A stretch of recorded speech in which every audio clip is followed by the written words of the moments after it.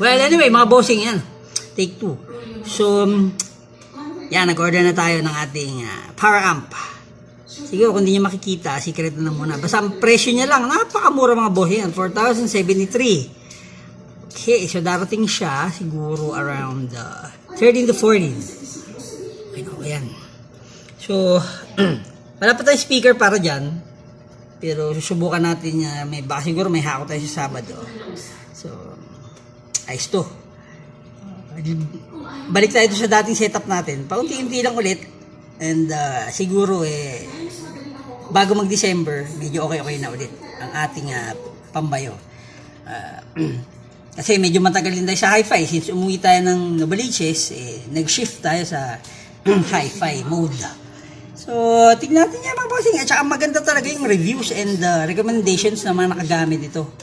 At saka ang ganda pa ng itsura, ang ganda pa ng build. Okay, so tignan na lang natin kung ano yung mga bossing. Post ko din dito sa channel at sa page natin. Ano pa ang gagawin natin?